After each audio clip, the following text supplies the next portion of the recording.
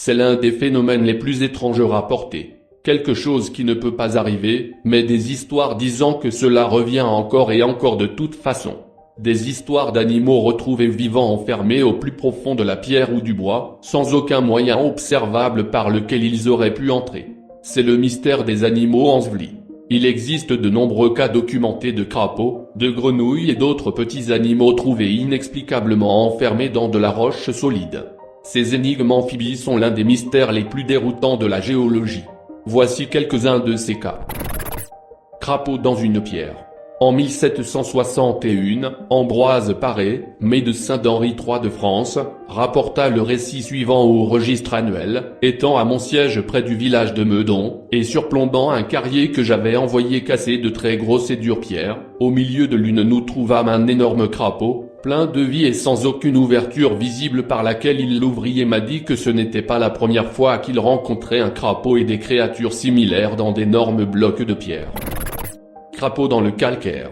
En 1865, le Hartlepool Free Press a rapporté que des excavatrices travaillant sur un bloc de calcaire de magnésium prélevé à environ 25 pieds sous terre près de Hartlepool, en Angleterre, ont découvert une cavité dans la pierre qui contenait un crapaud vivant.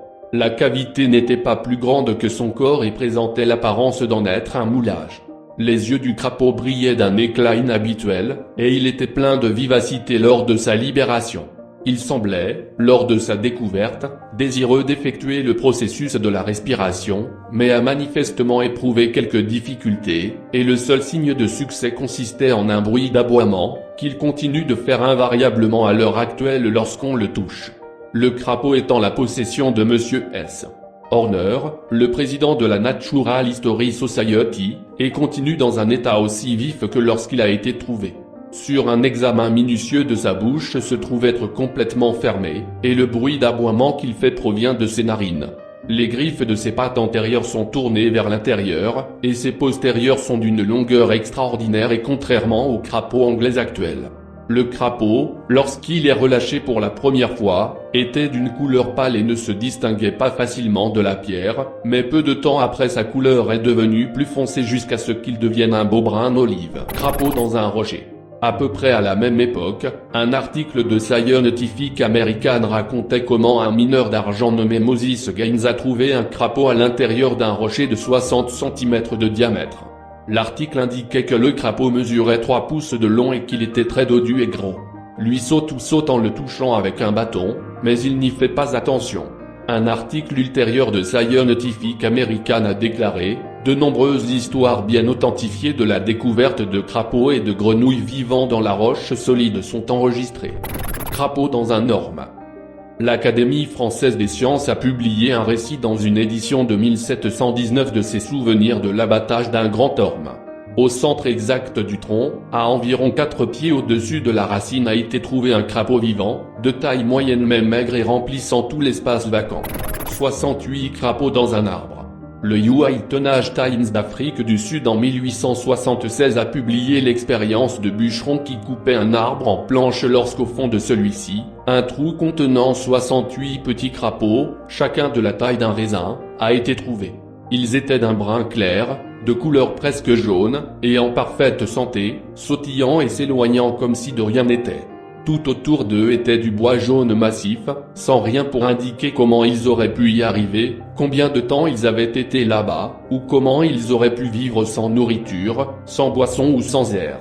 Plus étrange encore, il n'y a pas que la pierre naturelle et les arbres dans lesquels ces impossibles se produisent. Crapaud dans un mur de plâtre. Lors de la démolition d'un mur de château en septembre 1770, un crapaud vivant a été arraché du plâtre solide. Ce mur était resté intact pendant plus de 40 ans. Grenouille dans un sol en béton. Le célèbre biologiste Julian Huxley a reçu une lettre d'un installateur de gaz du Devonshire, en Angleterre, qui avait cassé un sol en béton pour installer des extensions de tuyaux. Mon compagnon travaillait avec une masse lorsqu'il l'a laissé tomber soudainement et a dit « Ça ressemble à une cuisse de grenouille ».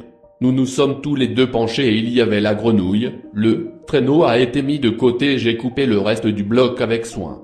Nous avons libéré 23 grenouilles parfaitement formées mais minuscules qui ont toutes sauté vers le jardin de fleurs. Lézards incrustés dans la pierre. Les crapauds ne sont pas le seul sujet de ces histoires. Une édition de 1821 du magazine philosophique de Tioche a rapporté qu'un tailleur de pierre nommé David Virtouré a découvert un lézard incrusté dans la pierre. Il mesurait environ 1 pouce et quart de long, était de couleur jaune brunâtre et avait une tête ronde, avec des yeux brillants et brillants.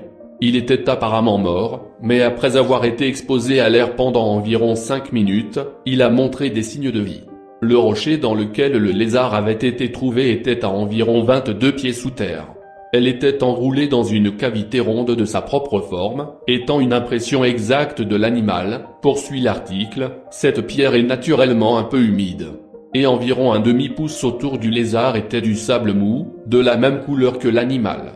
La pierre n'avait pas de fissure, était assez dure, et l'une des meilleures provenant de la carrière de Culaleu. Crapaud et lézard dans Solid Rock. Parfois, 2 types d'animaux différents ont été trouvés ensemble comme le récit d'un soldat britannique de la Seconde Guerre mondiale rapporté dans le livre de Jerome Clark montre Unexplained. En Algérie au début de 1943, je travaillais avec une équipe dont le travail consistait à extraire de la pierre qui servait ensuite à faire des routes et à remplir des cratères de bombes. Un matin, nous avions déclenché les charges comme d'habitude et j'ai commencé à prendre loin le rocher du front de taille quand j'ai vu dans une poche dans le rocher un gros crapaud, et à côté de lui un lézard d'au moins 9 pouces de long.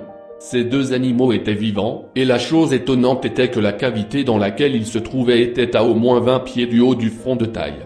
Malgré tous nos efforts, nous n'avons pas pu trouver comment il était possible que les 2 créatures soient là où elles étaient. Il n'y avait pas d'entrée, de fissure ou de fissure menant à la cavité. Tortue en béton. En 1976, une équipe de construction de Fort Worth, au Texas, cassait du béton qu'elle avait mis en place un an auparavant. Dans le béton brisé, une tortue verte vivante a été trouvée dans une poche d'air qui correspondait à la forme du corps de la créature. S'il était entré d'une manière ou d'une autre lorsque le béton a été coulé un an plus tôt, comment a-t-il survécu pendant cette période ? Ironiquement, la pauvre tortue est morte quelques jours après sa libération. Il n'y a pas d'explication facile à ces anecdotes incroyables. Ceux qui ont trouvé les créatures déclarent presque toujours qu'il n'y avait aucun moyen discernable, pas de petits trous, fissures ou fissures, par lequel ils auraient pu pénétrer dans ces poches à l'intérieur de la roche. Et les poches ont toujours à peu près la taille exacte des animaux à l'intérieur, certaines portent même une empreinte de l'animal, comme si la roche avait été coulée autour de lui.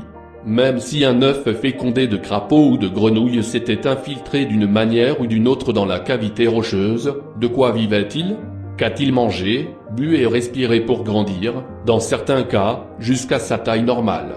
Incapable de se déplacer à l'intérieur de la roche. Comment ces muscles se sont-ils développés pour qu'ils puissent s'éloigner une fois relâchés ?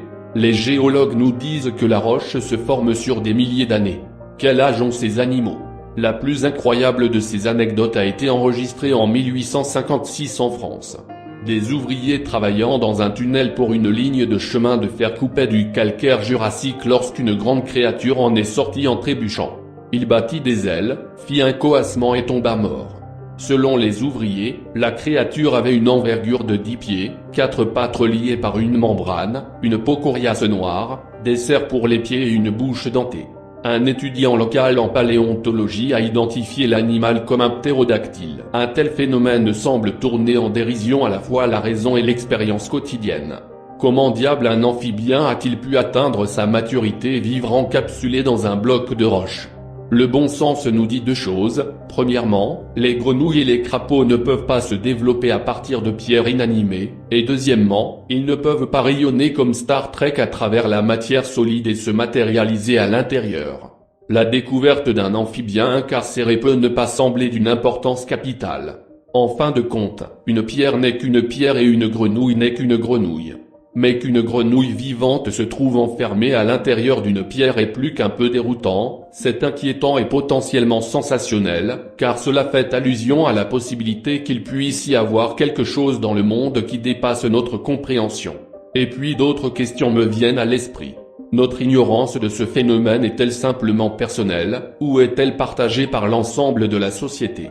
Et si personne n'a d'explication satisfaisante, pouvons-nous être sûrs qu'une telle explication, en termes de cause et d'effet connus, puisse même être trouvée ? Une grenouille dans une pierre ne semble pas grand-chose. Mais tant qu'il reste inexplicable, c'est une menace, même minime, pour la conception de l'univers comme un lieu cohérent et bien ordonné.